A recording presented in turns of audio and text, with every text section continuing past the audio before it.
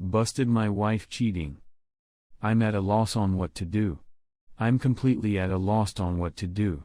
There had been warnings, but I chose to disregard them. It happened to me because I was blinded by love and had no clue it would happen to me. No way, not with her, my wife and best friend of more than 2 decades, who is my rock.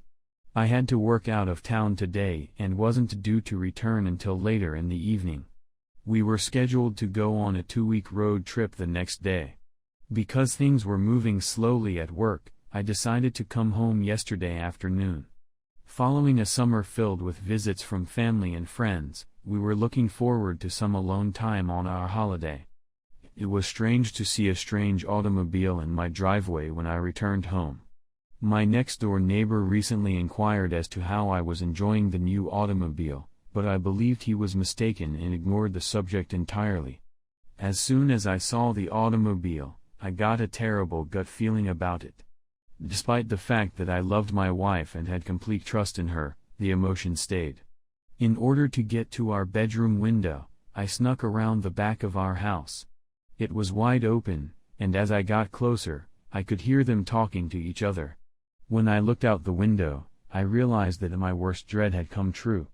They were sitting right next to me on my bed, completely undressed. I walked away from the table. I've been fighting the urge to do something that I know I'll come to regret later. At this point, I'm not sure what will happen to me or how I will feel about it. I went to my family's cabin for the night and drank whatever I could find there. I was on my way home today, contemplating confronting her, when I changed my mind. I'm not prepared for this.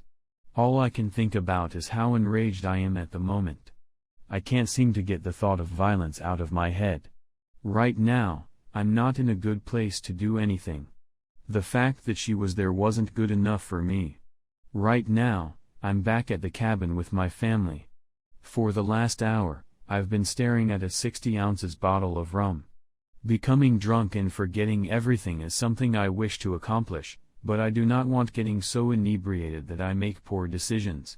I recognize that I have reached a turning point in my life, and that the decisions I make in the next days will have far-reaching consequences for the rest of my life.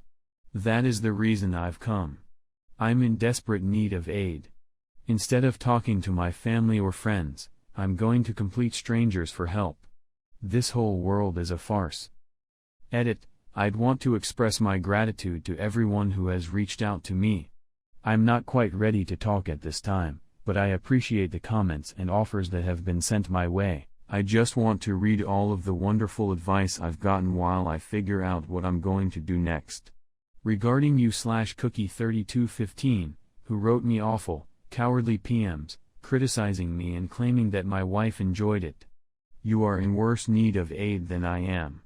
You're just not bright enough to see what's going on. For the time being, I've decided not to drink the rum, but it will remain around for reference. I got in touch with my brother, who is already on his way and should arrive in a few hours. My wife has just contacted me to tell me how much she loves me and how much she is looking forward to our vacation. I haven't decided how I'll respond yet. After writing this, seeing the encouraging comments and private messages, and having a brief conversation with my brother, I'm feeling a little better today. Thank you to whomever it was that sent me the link to the suicide prevention hotline. There is nothing wrong with me, I'm just careless to the point of being potentially harmful. Thank you once again to practically everyone who has contributed. Update: the amount of help and advice I've gotten has been incredible. I got worked up just thinking about how many kind individuals there are out there eager to assist a stranger. It gives me hope for the world at a time when I most needed it. The disadvantage of all of this help is that I am finding it difficult to react to individuals. I have over 600 unread private messages and many hundred unread comments.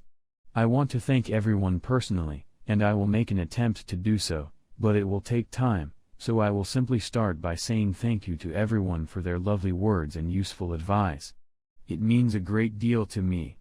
I've seen a few comments and queries that keep coming up, and I wanted to clarify them in addition to my modest update. If you can't tell, I'm doing much better today. The discomfort was nearly totally gone. I still feel like I've been hit in the belly, but I've began to look forward. This doesn't feel right to me after 2 days.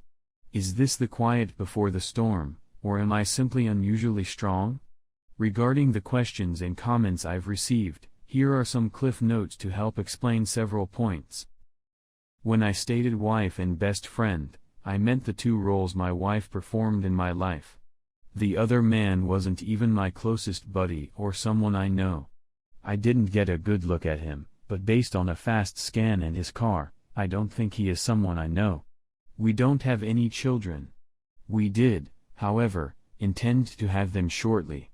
We just sold our home and were planning to relocate closer to my workplace in September, when the new owners took possession.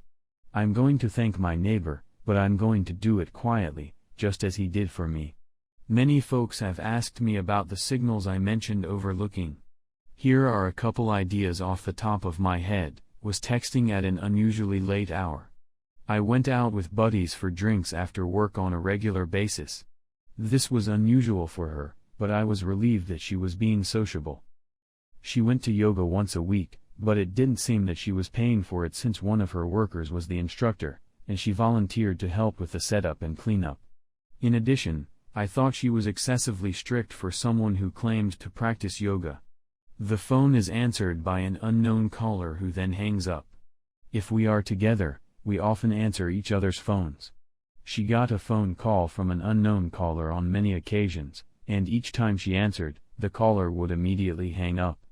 We get a lot of spam calls, but the most majority of them are from telemarketers or debt collectors looking for the previous owner of the phone number, with just a few outliers being calls that are simply disconnected. The update is still in the process of being completed. When my brother arrived, we engaged in a long discussion.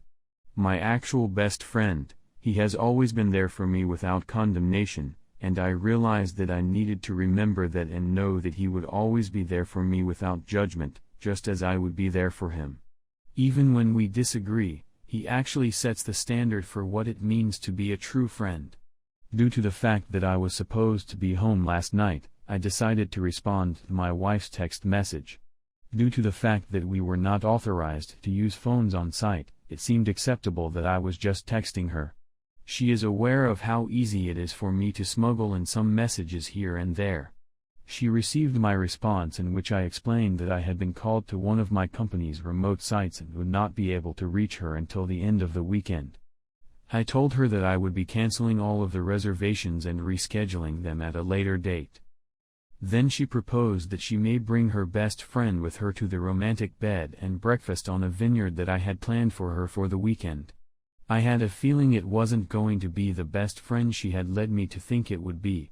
Delivered that it was a non-refundable payment, she was told that I had already given the money to my brother and his wife, and that they would reimburse me within a month.